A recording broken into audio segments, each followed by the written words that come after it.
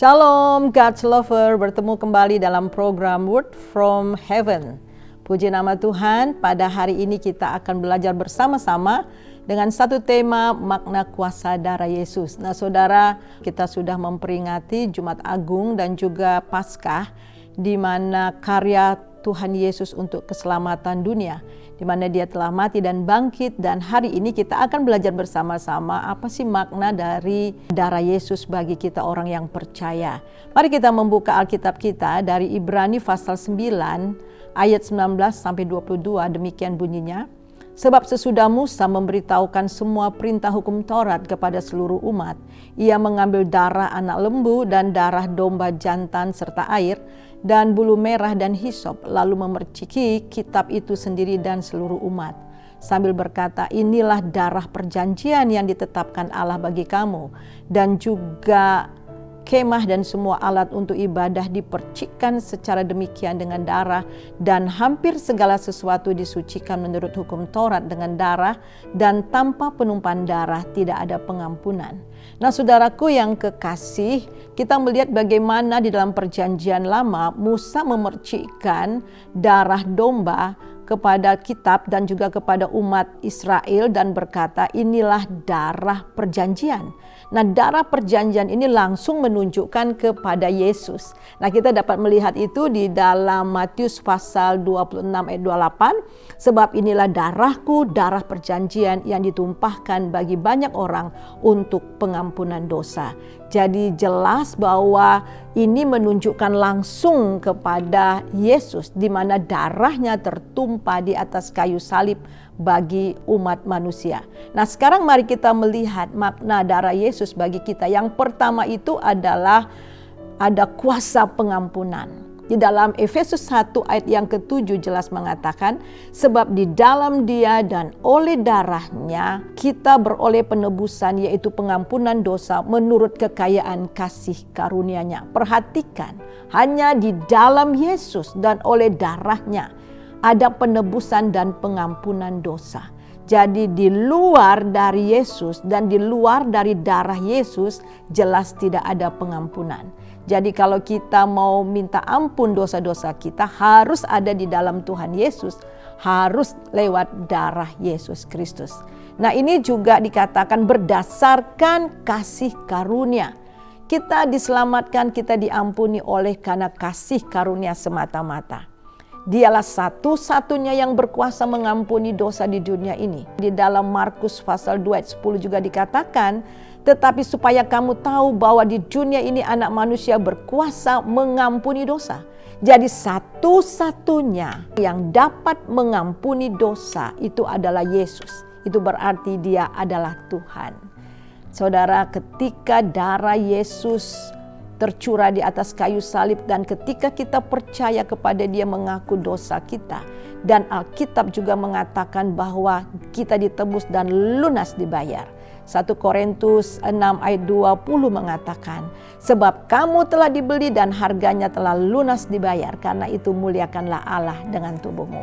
Oleh sebab itu saudara, muliakan Allah dengan tubuh kita karena kita sudah lunas dibayar dan kita bukan milik kita sendiri lagi. Nah, yang kedua saudara, kita dipindahkan dari kerajaan kegelapan dan masuk ke dalam kerajaan anaknya. Ini luar biasa sekali. Ketika Tuhan Yesus disalib, ada dua orang kiri kanan penjahat. Yang satu mengatakan, selamatkan dirimu, selamatkan kami, ya selamatkan kita. Tetapi kemudian satu orang mengatakan, kenapa kamu menghujat Allah? Kamu tidak takut kepada Allah kah? Ya, kita layak untuk dihukum, tapi orang ini sama sekali tidak ada kesalahan. Dan kemudian dia berkata kepada Tuhan Yesus, ingatlah saya ya kalau kamu datang dengan kerajaanmu. Dan Yesus katakan, hari ini juga kamu bersama-sama dengan aku di Taman Firdaus.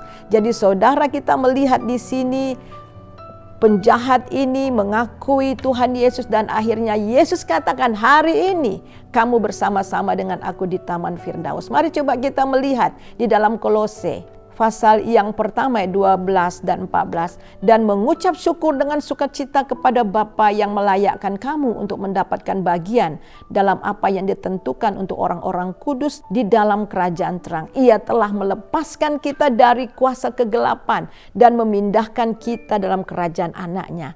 Di dalam dia kita memiliki penebusan, yaitu pengampunan dosa. Ini luar biasa sekali saudara. Jadi kita ini sungguh-sungguh sudah berpindah dari kerajaan kegelapan masuk ke dalam kerajaan terang anaknya. Dan Alkitab juga mengatakan Filipi 3 ayat 20, karena kewargaan kita adalah di dalam sorga dan dari situ kita menantikan Tuhan Yesus Kristus sebagai juru selamat. Kita berpindah dari kerajaan kegelapan dan sekarang menjadi warga kerajaan sorga. Wah, dahsyat banget. Ya, kemudian yang ketiga, makna dari darah Tuhan Yesus, kita bukan hanya diampuni, bukan hanya dipindahkan dari kerajaan kegelapan dan masuk dalam kerajaan terang anaknya, tetapi kita juga dibenarkan oleh dia.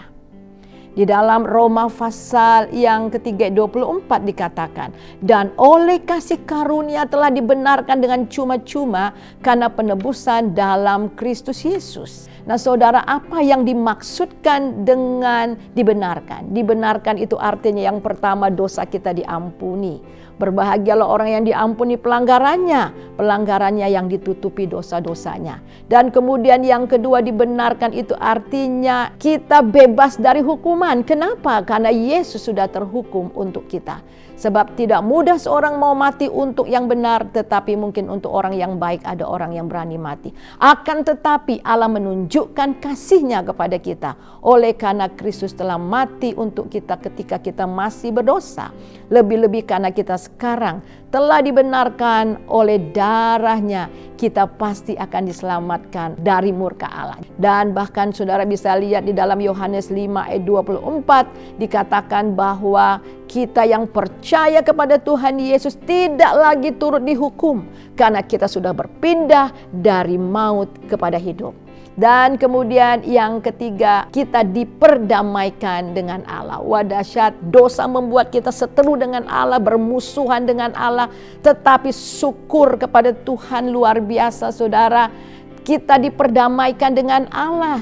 Orang yang diperdamaikan dengan Allah, yang pertama kita diperdamaikan dengan Allah di dalam Roma pasal yang kelima ayat yang pertama disitu dikatakan bahwa kita hidup dalam damai sejahtera dengan Allah. Wah, dahsyat. Dan kemudian orang yang diperdamaikan dengan Allah itu adalah Orang yang berdamai dengan dirinya. Dan yang ketiga, kita diperdamaikan dengan orang lain lewat Tuhan Yesus.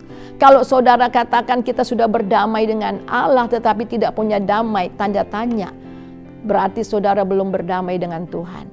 Kita berdamai dengan diri kita sendiri, kita berdamai dengan orang lain. Dan yang sangat luar biasa, setelah kita berdamai dengan Tuhan, berdamai dengan diri sendiri, berdamai dengan orang lain lewat Tuhan Yesus, kita diberi satu tugas yang sangat luar biasa, yaitu menjadi agen perdamaian. Wah, luar biasa. Kita melihat itu di dalam 2 Korintus 5 ayat 18 sampai 20. God's lover, kita melihat bagaimana kuasa Tuhan yang begitu ajaib telah memperdamaikan kita dengan Dia. Dan kemudian bukan hanya itu, kita diberi kepercayaan untuk menjadi agen perdamaian. Itu artinya di mana saja kita berada, kita membawa damai bagi orang-orang yang ada di sekitar kita. Dan kemudian kita dapat memperdamaikan orang lain kepada Allah lewat apa? Lewat berita Injil yang kita kabarkan kepada orang lain. Sebab itu saudara, di dalam Filipi pasal 2 ayat 12, Paulus menasihatkan kepada kita, hai saudara-saudaraku yang kekasih, kamu senantiasa taat. Karena itu tetaplah kerjakan keselamatanmu dengan takut dan gentar. Bukan saja seperti waktu aku masih hadir, tetapi terlebih pula sekarang waktu aku tidak hadir. Dilihat atau tidak dilihat orang, mari kita terus memberitakan kabar baik. Kerjakan keselamatan dengan takut dan gentar. Dan kemudian di dalam 1 Korintus 9 ayat 16, karena jika aku memberitakan Injil, aku tidak mempunyai alasan untuk memegahkan diri.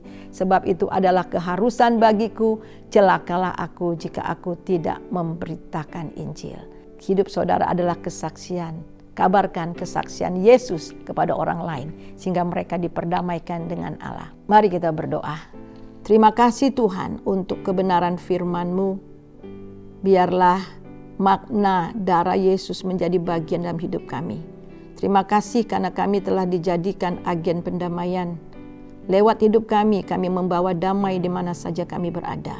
Lewat hidup kami, orang lain bisa diperdamaikan kepada Allah lewat berita Injil yang Tuhan sudah percayakan kepada kami. Terima kasih Bapa, biarlah hidup kami terus berpusat kepada Kristus. Di dalam nama Yesus, haleluya, amin. God's lover diharapkan membagikan link YouTube renungan ini kepada saudara, kerabat, dan teman. Terima kasih, Tuhan Yesus memberkati. Shalom.